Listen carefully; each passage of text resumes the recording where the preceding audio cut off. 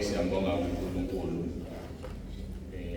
isona isixhosa lesi mangihamba la idini ukumala ngasho bazokhumbula abalalelayo ngathi uNkulunkulu uzomenza uMarko chapter 16 verse 17 uthi lezi zibonakaliso uzobalandela abakholwayo ngegama lami oshumayela ngelimi ezintsha.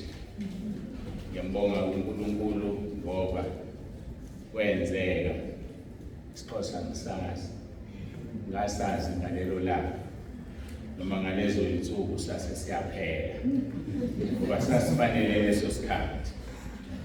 Omunye ke umzalwane ke wamthumelela iVN umtshela ukuthi bathi mabelalela inkonzo nomuntu ongekho ekhaya lezi wayiqala nolalela ukuthi hawu kanti umfundisi wakho yixhosa usho ukuthi ushade nomZulu.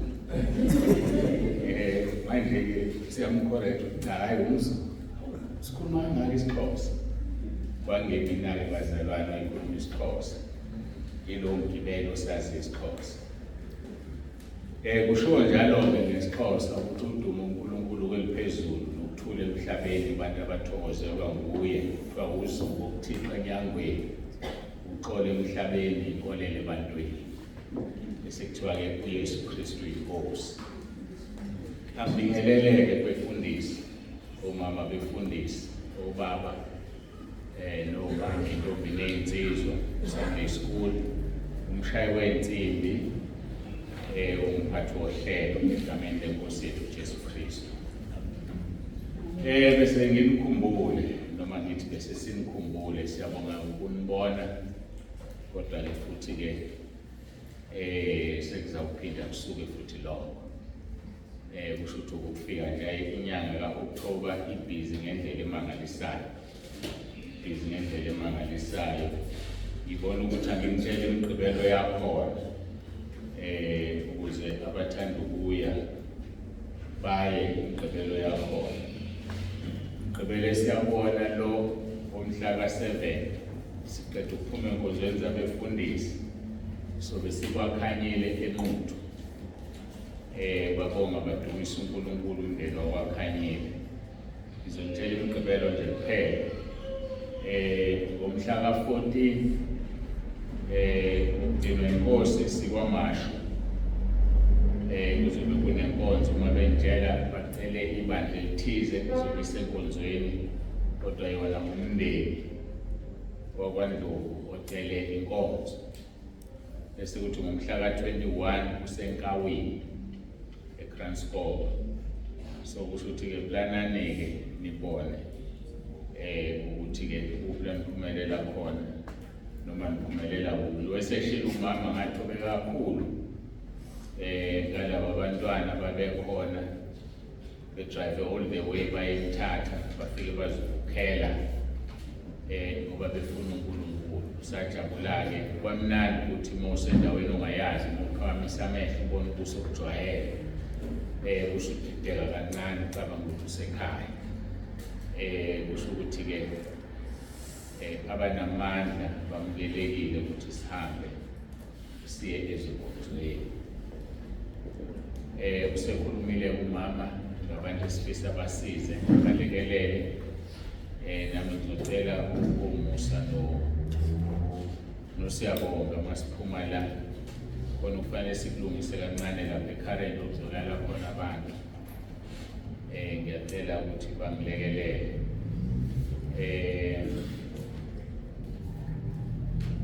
Inkonzo zabafundisi ziqala-ke ngoLwesibili ziyaphela ngoLwesihlanu. Inkonzo yokuqala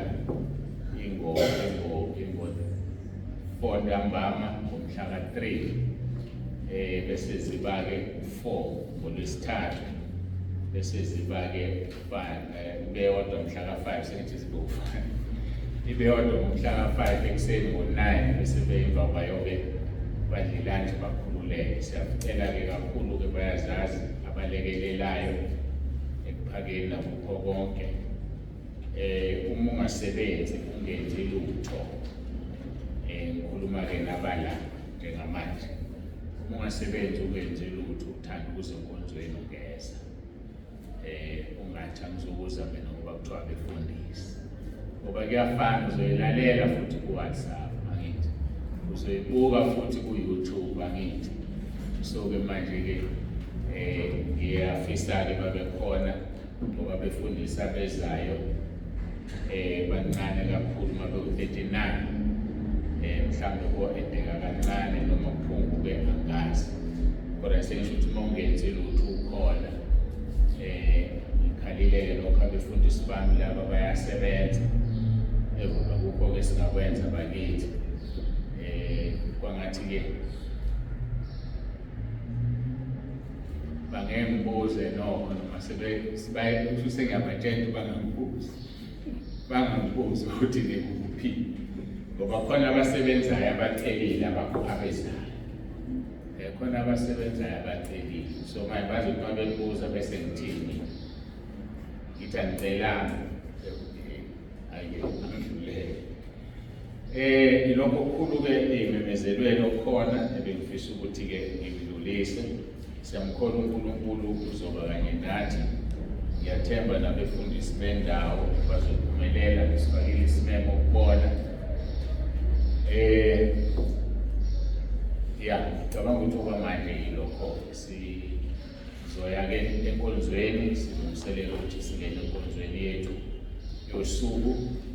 Ngiyathemba ukuthi ngikhuleke bese siya enkonzweni.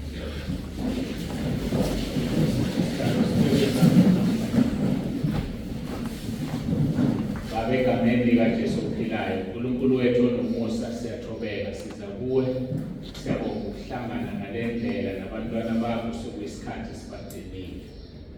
Siyabonga ukuthi wena uyakwazi ukubalonda, ubagcine ngomoya wakho oyingcwele. Wona mkhuleko engiwukhulekayo ukuthi Nkosi anginalo ibandla lapho sidinele bona, angikwazi ukudinga umuntu nokulonda umuntu nokuphatha umuntu, siphathele bona ngomoya wakho oyingcwele.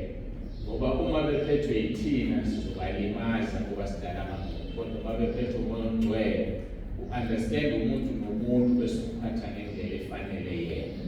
Ngokukhulu Nkosi sikhole umoya omngcwele sibe singene ekhaya ezulwini. Siyabonga nangalesi sikhathi, siyacela ukhulume ngezwi lakho. Sinikela le nkonzo kuwe yonke ngoJesu Kristu inkosi ephilayo. Jesu Kristu inkosi. Amen.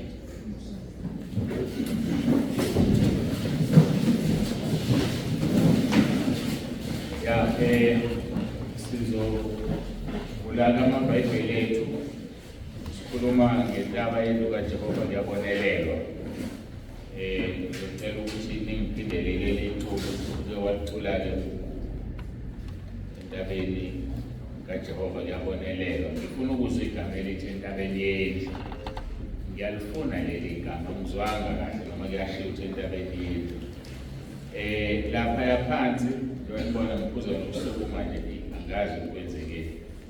So ngibonisa ukuthi inkonzo yosuku ingaveli. Inkonzo yayizolo yini, ngiyonke yayizolo noma yakuthanga ngisazi lezosuku ayiphumanga. Khona umzalwane ongithengelele yamayiki le encane bese ngiyifakele. Ihamba nge-Bluetooth, i-delicate kakhulu. Manje uma ngiyifaka lapha lento yayo kufanele i-light, inga-light. I-mic iyakhanya leyanda ikhanya ukuthi ayi-receive. So kusho ukuthi bengizogcina ngenza inkonzo ethule ku-YouTube engenzi lutho. Kubonakala umuntu nje nyakaza umlomo, sengivele ngayishiyana ngoba nayizolo kungenzile izolo noma ukuthanga ngenza inkonzo engakhulumi. So sengiyazi fanele ngiqaphele ukuthi uma ikhanya leya mic nalapha ya-receiver fanele ikhanye. So ibingasakhanye nge-receiver, ngazi ukuthi kwenze njani. Into uyayifunda nge-technology, uyifunda ngendlela, iminyaka isihambile. so ngcono ngenze lokho engikujwayele ngikwaziyo. Bana kuthiwa baku-YouTube bathi ngengizwakali kahle, yikho umzalwane wasemnambithi engithengele leya mic leya. So-ke ngicela ningiculelele loculo entabeni yethu kaJehova kuyabonelelwa esesiyezwini, Isaiah chapter 2 verse 2 to 3.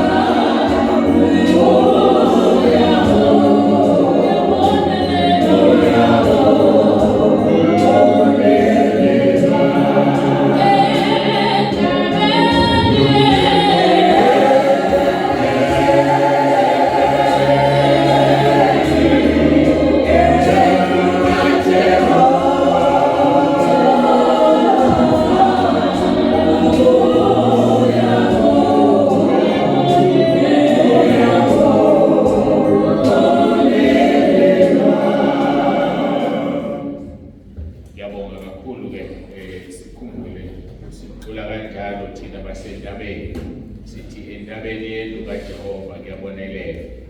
uNkulunkulu wasibusisa-ke ngegama lebandla, kanti kunengoma efana nalo abathi entabeni kaJehova thina kasikwazi ukuthi entabeni kaJehova siyindaba yethu.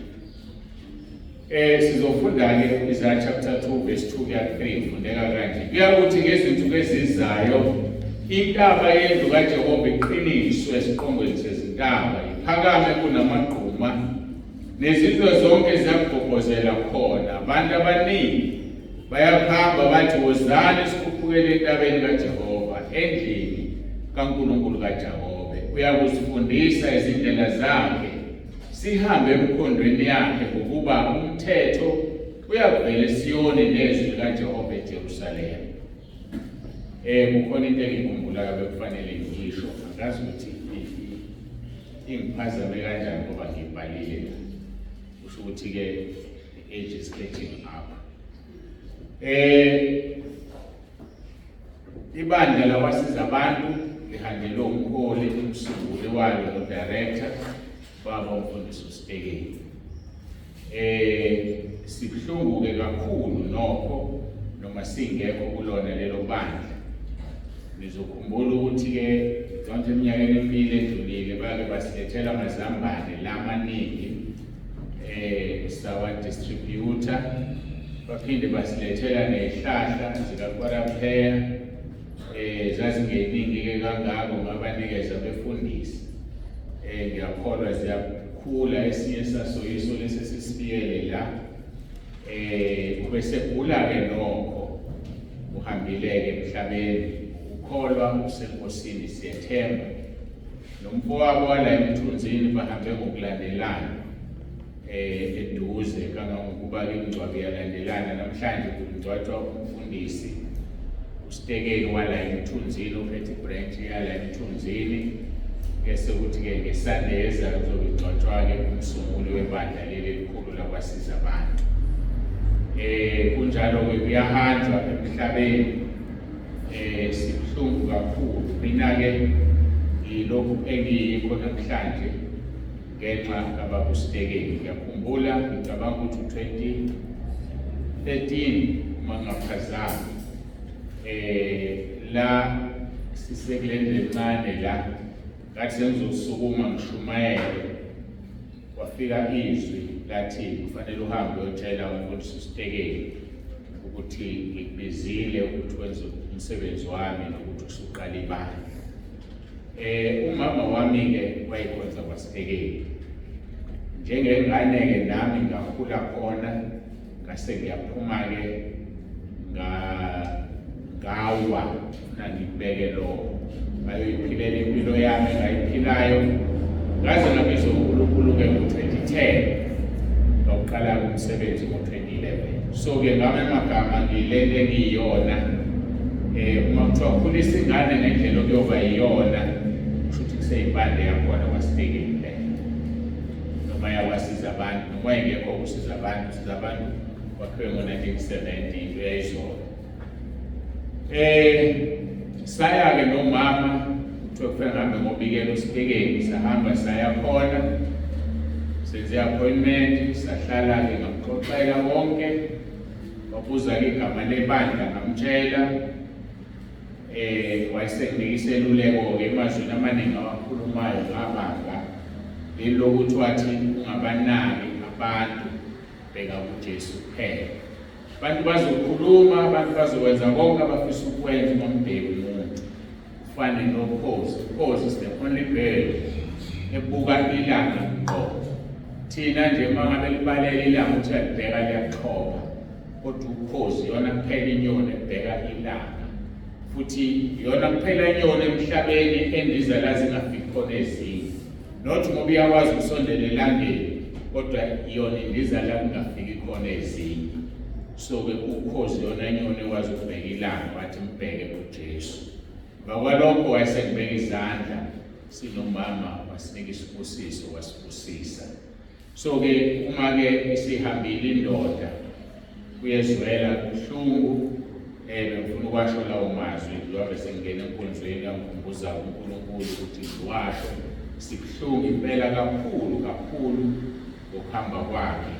Kodwa-ke njengabazalwane-ke siyazi ukuthi umuntu elala enkosini, elala ekuJesu, kukhona lolu suku lapho ezovuswa khona, ukukhala kwecilongo. Uma thina sisaphila soguqulwa, bona bazovuka kuqala. Uma nathi sobe sesilele, kushuthi sovuka nabo. Ngoba noPetro noPawulu basazovuka, bahlezi eparadise lapho belinde khona. Wonke umuntu owenze kahle ulinde eparadise, owenze kabi ulinda eHadesi.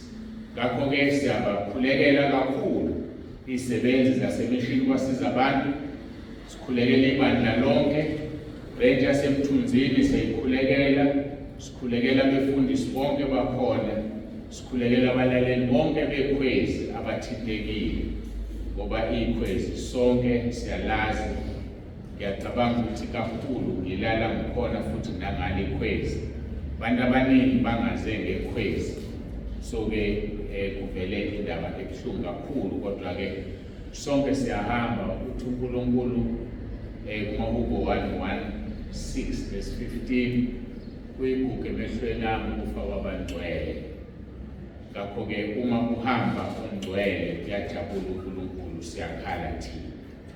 Bengifisa nokudlulisa lawo mazwi uJesu Kristu inkosi. Asibuyelele ezwini lethu-ke. Izwi lethu sesilifundile, sikhuluma ngebandla laseNtabeni. uNkulunkulu siyazi kusukela ngomhla ka-10 June uvulwa lendlu, bese kubeka ukuthi angichazele leli gama ezinjumayelweni. Sizokhumbula ukuthi ku-part 6 sagcina sikhuluma ngo-verse 3 othi ukuba umthetho uyavela eSiyoni nezwi kaJehova eJerusalema. Sasichazile ukuthi iSiyoni intaba, iJerusalema yindlu, njengoba thina sisentabeni yendlu kaJehova, siseSiyoni leJerusalema. Saphendulana samaqeda ukuthi umthetho uvela entabeni nezwi livela kanjani eJerusalema endlini kaNkulunkulu kaJakobe.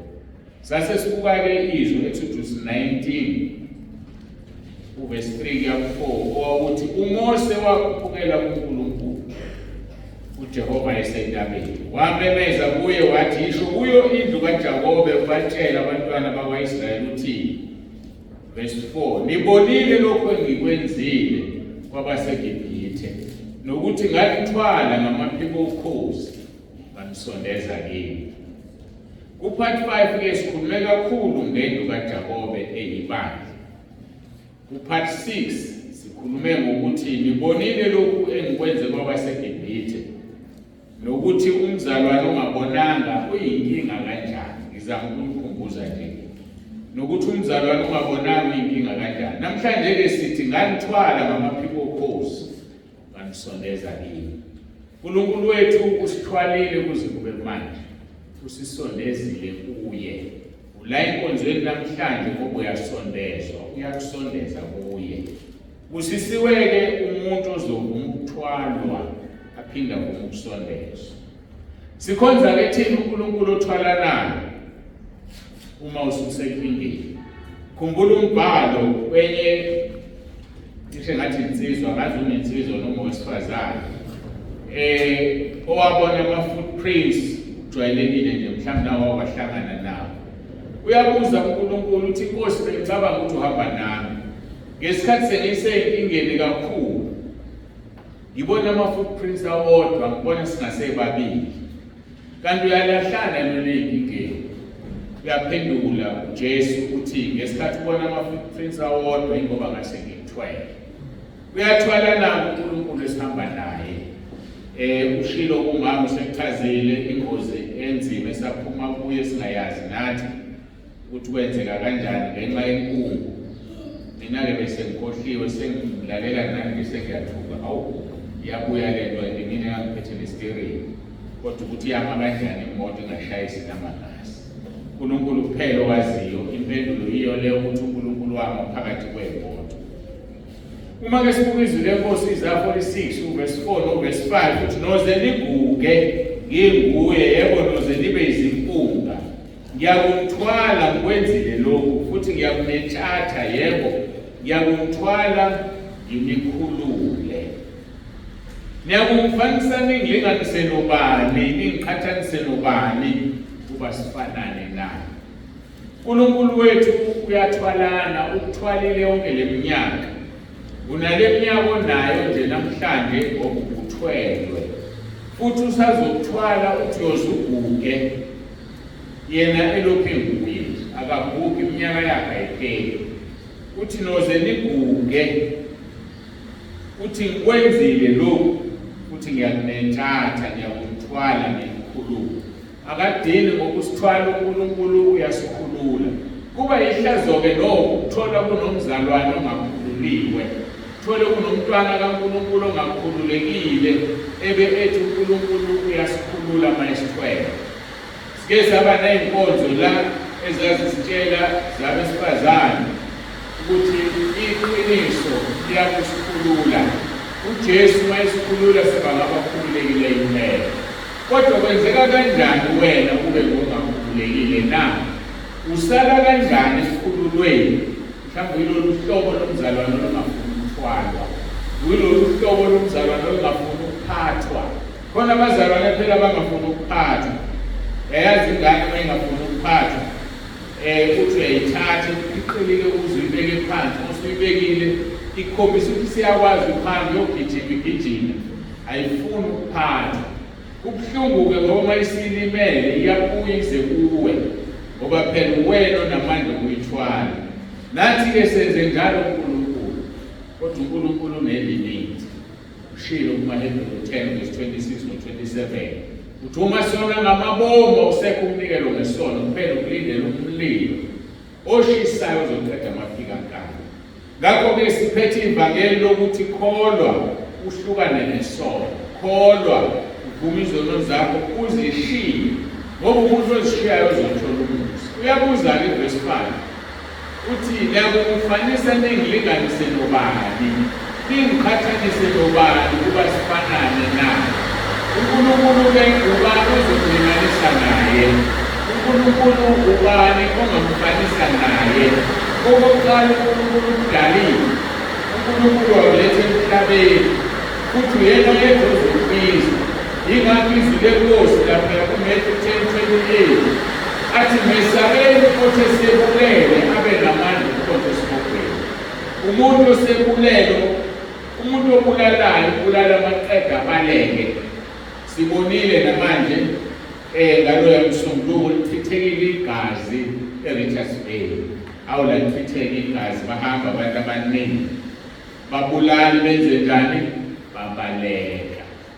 Kodwa ngoba ingalo yomthetho ebekwe uNkulunkulu inde, hayi nabo ngoba kukuhlakanipha kwabo, kodwa ngoba uNkulunkulu wethu unezinto zakhe, unendlela yakhe. Mawusudelele kakhulu emhlabeni uyakubamba kugobe akukhombisa ukuthi uNkulunkulu. Bekunomgcwabo-ke onjalo izolo. Ngamanye amagama ngizama ukuchaza ukuthi uNkulunkulu ufuna simesabe. Singamesaba umuntu obulala umzimba engenzile lutho emva kwalokho. Kodwa uthi mesabeni loyo othi esebulela abe namandla omkhonto esibhokweni. Ngoba uyena yedwa namandla omkhonto esibhokweni. Athi uJesu ngangifile, kodwa sengiyaphila. Athi ngiphethe izithulelo zokufa neze-high days. Kusukela uJesu evukile, akho noyedwa ongena esibhokweni engavulile uJesu. Akho noyedwa ofayo uJesu engavumile. Ngoba izithulelo zokufa neze-high days sesandleni sakhe. Ungafa ngesikhala, ungafa noma ngani, kodwa iqiniso lithi yena uvumile. Ngakho-ke asimkhonzeni uNkulunkulu. Siyazi ukuthi sizohamba, kodwa sazi sizohamba kanjani. Into engiyithandayo-ke ngokufa iyodwa, akekho o-affectwa indlela kafe ngayo. Hayi bangakudubula ungumfundisi, mawuhambe ngokungcwele uzongena ezulwini. Bangakushaya ungumfundisi, mawuhambe ngokungcwele uzongena ezulwini. Bangabanga abakini ngenxa yenkolo yabo, bangagwaba batshela amadlozi, bahlale benze yonke into. Mawuhambe ngokungcwele uzongena ezulwini. Hayi ngisho mina noma ngabe ukuyisigebengu esinjani, kubiza umfundisi ukukhuleka uNkulunkulu aphendule azokudwaba, ngeke kodwa ungene ezulwini ngokudwaba uyena. Uze esibhokweni ngokudele ngubaba. uNkulunkulu asisize ithule lemvula ngegama likaJesu. Siyayithulisa lemvula ukuze nerekhodingi ihambe kahle, konke kuhambe kahle. Ngisangizwa kodwa siyabona lapha ngekho khona-ke ngezwakala. Ngegama likaJesu Kristu siyacela isithulisele lemvula ize iphele inkonzo. Ngakho-ke ukufa komuntu akuyi-affecti indawo yakuyona. Ukungcwatshwa komuntu akuyi-affecti indawo yakuyona. Kodwa wena ozilungiselayo usaphila ukuthi ufuna ukuyaphi. Khumbula umkhuleko wocela ukusizwa makuko 71:18. Uthi futhi mawungangishiyi mangimdala ngiyimpunga, ngize ngishumayele ingalo yakho kusezizukulwana, amandla akho kubo bonke abezayo. Ihlazo leli lokwenzeka ngelinye ilanga ngabazalwane abakholwayo, abazalwane abathi bayakholwa baze baguge bengashumayelanga ingalo kaNkulunkulu. Uthi lo bhalele likhulu, futhi mawungangishiyi mangimdala ngiyimpunga, ngize ngishumayele ingalo yakho. Kusemqoka ukuthi uhamba uNkulunkulu nawe. Akukho umqoka kangako ukuthi uqale kanjani, kodwa inkinga ukuthi asazi sizohamba nini. So wena uzothi usatamasa useyingane ukuthi ufa, kanti uzohamba wena sisale thina ufe, bese kade usazi sithokozise. Ngakho kusemqoka ukuthi uma ulithola ithuba ukhonze uNkulunkulu ngeqiniso. Kunombuzo-ke othi niyakungifakisa nobani sifanane, ningiphathanise nobani siyingane na? Masibheka izwi lenkosi ukuthi Deuteronomy 32:39 uyaphendula Sibonani manje ukuthi mina yebo mina nginguye akakho uNkulunkulu ngaphandle kwami. Mina ngiyabulala bese ngiphilisa. Ngilimazile kepha ngiyapholisa. Akakho ngokhula esandleni sami. uNkulunkulu uyaphendula ukuze ngithi kunombuzo othi ngiyakuphanisa nobani sifanane ingqhathanise nobani silingane na. Uthi uNkulunkulu wethu akekho omunye yena yedwa uNkulunkulu. Uthi akekho uNkulunkulu ngaphandle kwakhe. Yena yedwa obulalayo abesephilisa. Yena yedwa olimazayo abesepholisa. Athi akekho uNkulunkulu esandleni sami. uNkulunkulu esimkhonzayo uyabulala. uNkulunkulu esimkhonzayo uyaphilisa. uNkulunkulu esimkhonzayo uyakulimaza ngenhloso yokukweqela kuyise. Isimanga sikaNkulunkulu lesi. Ngoba kukhona abantu abanenkani abangafuni ukulalela. Kuze kube umuntu uhlala ku-wheelchair. Kuze kube umuntu wenzekelwe isigemegelo bese khumbula ukuthi uNkulunkulu ukhona. Kusisi umuntu ozokhumbula uNkulunkulu ey'nsukwini zakhe zokusha. Ngoba sezi isikhathi lapho engasezukwazi ukwenza izinto. Ngasizwe lesi sikhathi yabona nangivuka ebusuku. Ngithunywa imvelo ukuchitha amanzi. Ngivuka ngihambe kancane. Umqondo yinto engithothobele kanjena. Ukubhuka sekufikile. Kuzofika nakuwe ngelinye ilanga kuyeza. Uma uNkulunkulu ethandile ukubeka kuze ukubhuka. Khona abanye abazofa bebancane. Bafe bafele emanyaleni ekujoleni. Mkhonza uNkulunkulu, hlala kuNkulunkulu. Athi u-Isaiah 43 sikhuluma ngokuthi uNkulunkulu wethu uthi sizomfanisa nobani. Athi Isaiah 43 verse 11 and 13, mina nginguJehova ngaphandle kwami akakho umsindisi. Ngimemezele, ngisindisile, ngizwisile, kungakabikho uNkulunkulu wabezizwe phakathi kwenu. Yebo, ningofakazi bami, kusho uJehova. uNkulunkulu wethu into ayimemezele kudala endulo. Uthi ngiyalilinda izwi lami kube ngikwenze ngikhulumile. Bekufanele sibambelele ey'thembisweni kaNkulunkulu. Bekufanele sibambelele uNkulunkulu wethu. Ngoba uyasho wathi mina nginguJehova ngaphandle kwami akakho umsindisi. Khona elinye izwi lapho ekhuluma khona. Athi akakaze abe khona uNkulunkulu phambi kwami. Ngeke futhi abe khona uNkulunkulu emva kwami. Ngoba linki ngaphambili kaNkulunkulu alikho nengemva kwakhe. Bekufanele simkhonze sihambe endleleni zakhe. Sihambe sigobhozele sibeke entabeni yendlu kaJehova. Lapho izwi lakhe livela khona. Nalapho imithetho yakhe iqhamuka khona. Ngoba uyimemezela izinto kwasendulo. Usindisile, uzwisile kungakabikho. Azathi ezwini lakhe umprofethi oprofetha ngento besingenzeki. Funeka sazi ukuthi akaveli kuyena ngoba yena uyalilinda izwi lakhe lenzeke. Into ayishilo iyenzeka. So-ke uthi-ke asibe ngofakazi bakhe ngoba uyimemezela into kwabezizwe. Uthi yebo ningofakazi bami kusho uJehova. Ngakhumbula uJesu ekhuluma ethi umoya ongcwele ufakazi wakhe. Ethi abafundi bawufakazi wakhe ngoba bebekhona kwasekuqaleni. uJohn 15 verse 26 no 27. Uthi uJesu uma esefikile umduduze ngeke umthumela kini vela kuBaba. Uyena uyakufakaza ngami. Nani niyakufakaza ngokuba beninami kwasekuqaleni. Uyena uzofakaza umoya kaNkulunkulu. Onomoya ongcwele uyafakaza. Wagcina nini ukutshela abantu ngoJesu? Wagcina nini ukukhuluma ngeNkosi uJesu ukuthi kusizile ikwenzeleni? Ngize ngikhumbule lo wayethwele uhlanga eseneminyaka ewu-38 elindele ukuthi kuzanyazanyiswe ithini. Uyafika uJesu ngeSabatha. Uthi uyathanda ukusinda na? Uthi lona. Akaphenduli ukuthi uyathanda. Uthi kusanyakaziswe ithini. Ngithi sengizongena kuvele ngene omunye phambi kwami. Uyakhala, uyacomplaina, ubeka iy'nkinga ezimehlelayo. Kanti uJesu uthe uyathanda ukusinda na? uJesu wathi thabatha uhlaka lwakho uhambe. Walithabatha wahamba kanti isabatha. Mabembheka abaFarisi, bathi abaFarisi, wena indaba uthabatha uhlaka ngesabatha na? Hayi, le nsizwa inendaba ithi ongiphelisileyo uyena uthi angithabatha uhlaka. Sifuna lobo bufakazi-ke la uzothi uma wenza izinto eziphambana neprotocol uthi wena uJesu umsindisileyo uthi angikwenze lokho.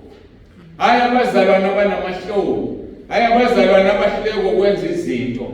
uJesu ufuna silishumayele ivangeli kwesikhathi noma ngesiso. uJesu ufuna sikhulume ngaye. Athi onamahloni ngami phambi kwabantu nami ngiyoba namahloni ngaye phambi kwezingilosi zikaBaba. Umngane wakho uyazi ukuthi usindisiwe. Bayazi esikoleni ufunda kuso ukuthi usindisiwe. Uzothola ukuthi akwaziwa. Mhlawumbe wena uwese ngisho bangani bakho. Abaziyo ngasese baze bathi abangani bakho, hey uyazi wena ungathi awuzalwa abazali abakholwayo. Ngendlela owenza ngayo uyabaphoqa abazali bakho. Usasufela phakathi nawe. Mina into engidabisa ukudlula lapho ile ukuthi uNkulunkulu uveze ithuba lokuthi izitha zami zengihlambalazi. Uma ungakhulumi ngoJesu ujivaza, ikusasa lakho likumnyama. Yowakhumbula lamagama engiwashoyo. Kodwa mase kukubi izinto zakho zingahlangani, mhlawumbe umshado wakho ungasahlangani, indoda isidlala ngawe, ifike nengane encane izolala naye ikhiphe ukulalisa ekamelweni labantwana. Yowakhumbula amagama ukuthi waveze ithuba lokuthi izitha zikaNkulunkulu zibuhleke. Ngakho-ke uNkulunkulu wethu uthi mina nginguye, akakho uNkulunkulu ngaphandle kwami. Mina ngiyabulala bese ngiyaphilisa, ngilimazile ngiyakupholisa, akakho ongiphula esandleni sami. Uthi mina nginguJehova, ngaphandle kwami akekho umsindisi. Ngeke umthole umsindisi. Zenzo 4 verse 12 lisho licace lithi, alikho elinye igama elinikiwe phansi kwezulu ebantwini esingasindiswa ngalo, futhi akekho omunye, yena yedwa uJesu Kristu inkosi. Yowakhumbula-ke lawo mazwi, ziqoqe ukhonze uNkulunkulu. Zonke izinto zakho uzothola ugrade 1 wazo, uzothola i-best wazo. uNkulunkulu ekunika umsebenzi uzothola umsebenzi owubest. uNkulunkulu ekunika umshado uzothola umshado owubest. uNkulunkulu ekunika inkosikazi uzothola ubest wenkosikazi, hayi ozokuhlupha. Hayi ozothi usemsebenzini ukubala ukuthi inkosi yami engakuselele ubanike. Ngiyamaza kanasi isimilo. Inkosi yami kufuneka umuntu wasengadini asebenze ngikhona. Ngoba isebenze ngingekho, bangitshela umakhelwane ukuthi uyaqanasa endlini yami. Angabe uqanasa kuphelele lapho noma uze uthinta indawo ezingafanele. Bazalwane, kutholakala ngento eyodwa konke lokho, ngokukhonza uJesu, umphelele kuye, phila impilo engcwele. Lithi-ke nxa esefikile umduduze ngiyakumthumela kini evela kuBaba, nguyena uyakufakaza ngami. Moya ongcwele uyafakaza ngoJesu, abesethi uJesu nani niyakufakaza ngokuba beninami kwasekuqaleni. Uma kade sinaye kwasekuqaleni sofakaza naye. Athi verse 12, mina nginguNkulunkulu, sengisho verse 12 kaIsaiah 43. Mina nginguNkulunkulu, yebo kwasendulo nginguye, akakho ongiphula esandleni sami lapho ngisebenza, ubani ongakuvimbela na. uNkulunkulu wethu-ke unesihawu, uNkulunkulu wethu unomusa, uNkulunkulu wethu unobubele, kodwa buyaphela ububele kumuntu onesazi. Buyaphela ububele kumuntu owenza izinto uNkulunkulu angazifuni. Aze athi yikho ngingalusho usuku lwami engiyolanda ngalibandla, ngoba uJesu wanifela esiphambanweni. uJesu mayingalwazi ngoba uyanithanda kakhulu kunami, uyothi awume kancane ngilungise usibanibani, awume kancane ngoba ukhumbula ukuthi wamfela. Ngisho uJesu uqoba kazi ukuthi uNkulunkulu uzomthuma nini athi angiyolanda ibandla, ukuze angabi nemihelo uJesu ngoba wasifela. Yingakho-ke kumele sazi ukuthi uNkulunkulu hamba kube nelimit. Awuzuqanasa phezulu ekhanda lakhe. Baqanasile uAnaniya noSafira, baqhamba amanga kuMoya oNgcwele, bafa. Ngoba isono sokufa ukuqamba amanga kumoya ongcwele. Angazi-ke wena uswaqamba amanga kangaki kumoya ongcwele. Uzothi-ke wena ngaze ngiqamba amanga kumoya ongcwele. Ngifuna ukukutshela into eyodwa. Amanga wakhuluma umama onomoya ongcwele. Amanga wakhuluma kubaba onomoya ongcwele. Awuqambanga amanga kulowo mama, uqamba amanga kumoya ongcwele. Ithizwi lenkosi akuthethelela kule ngakwenzayo. Khumbula-ke sithi namhlanje nganithwala ngamaphiko okhozi ngamsondeza kimi. uNkulunkulu ekuthwele ekhola awubukelwa lutho. Uma nje uNkulunkulu ekuthwele ekhola yikho into egugayo. Felisha yakhe ekhaya egugi ngokuthwele. Uyazi ukuthi imali akakakuniki yokuthengela. Indlu yakhe ayigugi, pende wakhe awugugi, izinto zakhe azigugi ngoba ukuthwele. Usho njalo kwaba kwa-Israyeli lapho kuDuteronomy 29:5. Athi ngalihola iminyaka engama-45 izingubo zenu zikuganga kini nesicathulo sikuganga onyaweni lwenu. Wakwabona umuntu ehamba 40 years esendleleni isicathulo singagugi. Wena nje ungakafiki 40 years uyishintshe kangaki icathulo. Ngale ukuthi uyakhula seziwusayizi omncane. Uzishintshe kangaki icathulo. Laba behamba usuku nosuku bengaphethe ipheya elisipele ehamba ngalezi zabo aziguganga for 40 years. Ngoba sihamba noNkulunkulu osithwalayo. Ayikho into egugayo wena uma uhamba noNkulunkulu. Ayikho into ephelele esikhaleni. Baze basha abantu umanje bathawuka uNtsibande ubukeke emncane. Nami bathi ngwangimncane mawukhuluma ukuthi umzukulu una 29 years uqala abantu bathuke. Indaba na akubukeki ngoba khona lo muntu ogibele. Akubukeki ngoba uyazi ukuthi usafuna kusetshenzwe. Ngakho ngifuna ukukutshela ukuthi uNkulunkulu ekuthwele akukho lutho lwakho olugugayo ngoba usuke ufuna ukuthi akusebenzise. uNkulunkulu ekuthwele ukusondeza kuye ungaqhubeki futhi ungehlelwa ukubi, ungehlelwa nayisifo singasondeli kuwe. Usho njalo ukubona into 1 verse 10 ya 12. Ngakhumbula ngishumayela ngalelizwe eBergville ngo-2020 bangaphazami kwaku-February noma kwaku-March. Ngithi isifo singene kumzalwane kuzofika i-COVID. Sathi mase singena ngathi Nkosi ungivumeleleni ngashumayela lamazwi na. Ngiyayazi impendulo ukuthi washo wathi ukuthi awusenaso isikhathi sami ukunaka abantu bami kakhulu kanti ngifuna ukukhuluma nawe. Namanje-ke uma ngibuka lamazwi ngiyakhumbula. Yikho ngizwa ngithi uNkulunkulu uma ekuthwele ukusondeza kuye ungaqhubeki futhi ungehlelwa ukubi nesifo singasondeli kuwe. Uthi-ke uverse 10 kaMakubo 91 awuyikwehlelwa ngokubi nesifo sikusondele etendeni lakho ngokuba uyakulayeza ingelosi zakhe ngawe zikulondoloze endleleni zakho zonke. Ziyakuthwala ngezandla ungaqhuzu ngonyawo lwakhe etsheni. Bazalwane abesivume ukholo uNkulunkulu. Sivume nje ukholo uNkulunkulu uyophuma la kuthiwa awuphume uma ungene khona kodwa wena uphume ngoba ungene naye. Uyamangalisa. Wangena namadoda amathathu noma nensizwe ezintathu esithandweni somlilo. Wakhala inkosi uNebukadnezar yathi asifakanga yini insizwe ezintathu ziboshiwe. Hayi ziboshiwe. Abavele baphoswa bayingenelana. Uthi kodwa ngibona amadoda amane ehamba ekhululekile. Ngoba umlilo esingena kuwona noNkulunkulu ushisa amaketanga kusale wena. Uthi uSathane mayithi yakubulala kanti uyakukhulula. Ila uzokhululeka khona kakhulu.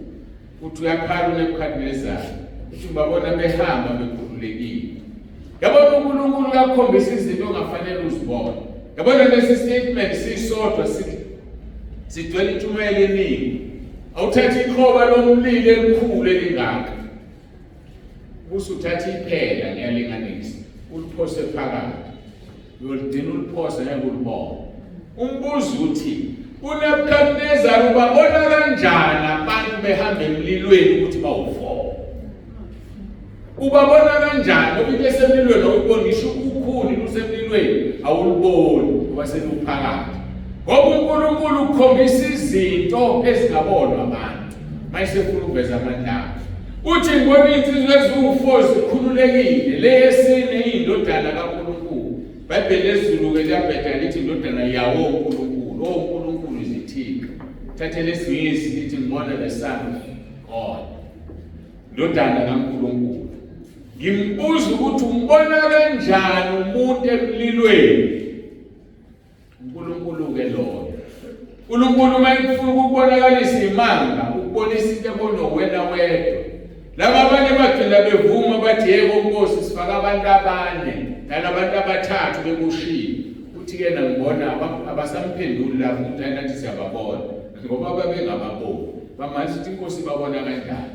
Kwabiza ukuthi imemeze babize ngamagama baphuma kwathi babebonwa abanye abantu. Ngoba uma usenkingeni uNkulunkulu akafuni bazi abantu ukuthi usenkingeni. Yingakho kuFilipi chapter 4 ekubeka kucaca izinkinga zethu mazaziwe uNkulunkulu ngokukhuleka nokunxusa nokubonga. Abantu mababe lokwazi ukuthi sibekezele. Musutshela abantu inkinga zabo. Ngoba uzoba nenkinga ngelinye ilanga ukuthi afike ezulwini uthi uyababona labantu abesibogweni badiscourage okuwena ubatshela inkinga zakho kanti ngangisazoyixazulula bayeke ukukholwa. Awumtsheli omunye umuntu iproblem yakhe. Problem yakhe iphelela kuwe noNkulunkulu. Yikho lithi izwi leNkosi phonsani kuyinkathazo zenu ngoba enikhathalele. Mawuphonse kahle, uphonse ukhohle, ukhululeke, urelaxe. Uphonse emhlaneni omkhulu. Umhlane wakhe mkhulu uphonsa noma ubani amthwalele. Angadini ngokuthwalela inkinga aze athwale wena uqobo. Esikoleni inkinga yakho yesikole iphonse kuyena. Inkinga yakho yokufunda iphonse kuyena.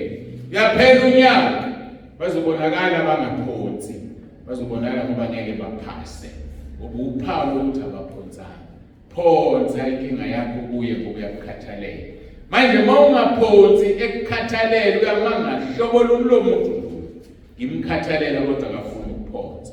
Ngithi-ke mina uNkulunkulu ekuthwele ukusondeza kuye ungakhubeki. Futhi ungehlelwa ukubi nesifo singasondeli kuwe. Athi awuyukwehlelwa ngokubi. Nesifo siyokusondela etendeni lakho ngokuba uyakulayeza ingelosi zakhe ngawe zikulondoloze endleleni zakho zonke. Yonke indlela yakho kudina sekungeyakhe ngokungcwele uyihamba indlela engalungile. Uthi uhambe yakhe indlela abethuma amasosha athuma amabodyguard ingelosi zakhe zigade. Ngokuya kulayeza ingelosi zakhe ngawe zikulondoloze endleleni zakho zonke. Athi ziyakuthwala ngezandla ungaqhuzungi ngonyawo lwakhe etheni. Ukuqhuzuka-ke ukwehlelwa into embi. Njengoba kade esho umama simbonile sithwele. Sikuyimoto iphelele, nathi siphelele, ingalimele. Ngani ngoba uyasithwala. Sikhonza uNkulunkulu othwala naye. Okwakho ukhonze inkathazo zakho kuye uyakukhathalela. uNkulunkulu-ke ekuthwele izitha zakho ziyawa zingasondeli ngoba usentabeni yendlu kaJehova lapho kubonalelwa khona. Mahubo 96 or Mahubo 91 verse 7 no 9 lithi bayabuka bayizinkulungwane ngaseceleni kwakho nabayizinkulungwane eziyishumi ngakwesokunene sakho, kepha kuyikufinyelela kuwe. Ngani ngoba wena usentabeni kaNkulunkulu, wena ufihliwe phansi kwamaphiko akhe. Uthi verse 8 uyakubuka nje ngamehlo akho ubone ukuphindiselelwa kwababi. Awuyazi uyazibukela futhi awubakhulekeli. Kule kucethe uNkulunkulu abajezise no. Uyabuka nje wena Nkosi yami ukuyazi lo muntu ukuthi lento ayenza kimi akayenzi kimi, uyenza kulo muntu phakathi kwakhe. Ngoba phakathi kwethu umkhulu kunayo sezweni. Inkinga yalaba bezwe abasizwe ukuthi sithini. Ngoba babona basekhaya. Abezwe into ekhulunywayo. Yikho bengahlali nje ekhaya lethu. Ngoba abezwa siyabaxolela. Ngoba sibona bakithi. 1 John chapter 2 verse 18 and 19 uthi baphuma kithi. Ngoba uma bebengabakithi bebengeke baphume ekhaya lethu. Bebengeke baphume ebandleni. baphuma ngoba kusibona bakithi abezwe ukuthi kuthiwani. Ubona sikhuluma isiGreek kanti sikhuluma ulimi lwasezulwini. Lithi uyabuka nje ngamehlo akho ubone ukuphindiselwa kwabanye. Ngokuba wena uthi uJehova uyisiphephelo sami ophezulu konke. Umenzile waba inqaba yakho. Menze abe inqaba yakho. Menze ngokuthi ukholelwe kuye. Menze ngokuthi unikele uqobo lwakho kuye. Menze ngokuthi uvume izono zakho uzishiye. Ngaleyo ndlela umenzile waba inqaba. Athi uNahume 1:7 uJehova muhle. Uyinqaba ngosuku lokuhlupheka uyabazi abaphephela kuyena. Hayi akayo inqaba yami noma ubani, kodwa inqaba yalabo abaphephela kuyena. Phephela kuyeke. Usho ukuthi uJehova uyisiphephelo sami. Umenze abe inqaba yakho. uNkulunkulu ekuthwele wakusondeza kuye awesabi. Engihlale ngisho ukuthi wozikala ngokuthi uyakusaba ukufa. Bawusaba ukufa okwazi ukuthi awuhambi kahle phambi kaNkulunkulu.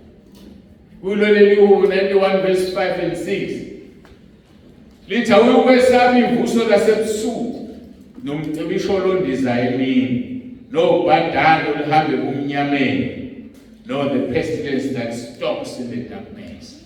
Ubhadalo lihambe kumnyameni ngeke wesaba. Angisho uphuma nje endlini uhambe uthwabaza uyazi ukuthi unawe. Ushilo kwiHubo 23 athi noma ngihambe esigodini sethu lokufa angikwesaba okubi ngokuba wena unawe. Iloyo uNkulunkulu esimkhonzayo uthi ngakuthwala ngamaphiko omoya kusondeza kimi. Abanye bathi sebasondezile baphiqilike babaleke. Njengengane engilinganise ngayo ukuthi ayithathe ingane mayengafuni uyithatha vele iphiqilike yenze kube impossible. Ubone nawe uzoyidedelela imali ngcono ibeke phansi. Khona abazalwana abanjalo. Uthi kawuyikwesaba ivuso lasebusuku nomcibisho olondiza emini nobhadalo lihambe kumnyameni nesifo esibhubhisayo emini enkulu no the plague that destroys at midday. Sibonile ifika iCovid. Asindanga ngoba siyigcona kodwa ngoba uNkulunkulu wethu ethanda sasinda sabakhona. Futhi akusho ukuthi abahambile ngoba bengcolile kodwa ngoba besekufika isikhathi sokuhamba. Busisiwe umuntu ozofela enkosini ngoba kuyigugu emehlweni akho ukufa kwabangcwele. Noma ngihambe esigodini sethu lokufa ngikwesaba okubi ukuba wena unami intonga yakho nodondolo lwakho ziyangiduduza. Iyaduduze intonga kaNkulunkulu. Intonga yinduku. Akasiqhumisa isibhakwe uNkulunkulu. Sike sabalapha eBhamshela khona ukuthi mhlambe nizwile besha abazalwane bathi abakusithola isiqhumisa isibhakwe. Ayithi uyasiqhumisa isibhakwe kodwa bayajabula ukukholokho ngoba uswenzane ubatshela iqiniso. Kodwa kukhululekile ukuthi mayisibhakwe sixoshwe uphume ngomnyama. Hayi kukhululekile ukuthi uphume ngomnyama. Bake bangi-accuse abanye bangibeka icala ukuthi ngitshela abantu ukuthi babengafuna ukukholwa baphume ngomnyama. Angazi emithini entshe engikhulumayo ngoba isangolo ekugcineni liyashisa lenkosi litholungile amalungu njalo ngcolile abangcole njalo. Ngoba phela ukhathele nalo uNkulunkulu abantu bayavuka ngiyaxolisa Nkosi ngeke ngiphinde kusasa usephindile. Ngiyaxolisa Nkosi ngeke ngiphinde kusasa usephindile. Into ezokusiza nje ukuphumula kaNkulunkulu ubungeze ukuphuma ukuthi uwe once ungaphindi uhambe uyodla izono. Uzushe esibogweni ushele into ongayazi ungayidlanga izono. Ngakho-ke uthi umbhalo wokubo 23 uDavide noma ngihambe esigodini sethu lokufa ngikwesaba okubi ngoba wena unami intonga yakho nodondolo lwakho ziyamduduza. Intonga yinduku siyakhala isibhakwe. Udondolo umoya ongcwele okududuzayo. Intonga le kaNkulunkulu nodondolo lwakho kutholakala entabeni yendlu kaJehova Kuyabonelelwa. Njengoba lisho izwi lenkosi lithi ngokumthetho kuyavela eSiyoni nezwi likaNkulunkulu eJerusalema. Iyona-ke intonga nodondolo lolo kufanele lududuze. Masikhuleke simbonge uNkulunkulu.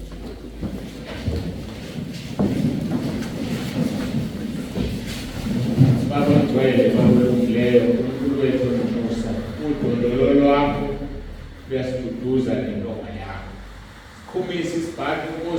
kuyadingeka athi umhlabeleli noma ngiqanda ngey'nhlupheko kodwa ngiyojabula ngoba khona abantu abangafuni ukuzwa okufanele baze bahlupheke ukuze banqandeke. Siyakubonga kakhulu uNkulunkulu wethu nomusa ngoba uyasithanda usinqanda nangey'nhlupheko, sinqanda ngayo yonke indlela obona wena isifanele. Sinqande Nkosi ukuba sihambe ngokuzwela phambi kobuso bakho. Udumo lonke sinikeza wena, usise lona loyo okhona mase sibuyele emakhaya. Umusa weNkosi yethu Jesu Kristu nothando lukaNkulunkulu ngubaba wethu nobudlelwano bukaMoya Ongcwele makube nalona loyo phakathi kwethu iNkosi uJesu izibuyelane ibandla layo. Nkosi siyabonga, siyayizwa imvula isiyaqala bese sikhohlwe nokuthi sicelile ukuthi usimisele yama. Siyabonga siyeza ukuthi siyabuya sesiqedile. Lungo lonke lungo lwakho lukufanele izikhathi zingakabi bikho namanje uJesu Kristu inkosi. Amen. Siyabonga-ke kakhulu uNkulunkulu ukuthi esikele emaphethelweni enkonzo. Siyabonga, siyamdumisa. Ngiyacela-ke ingqalelo ikhulu esizokhuluma ngalo egameni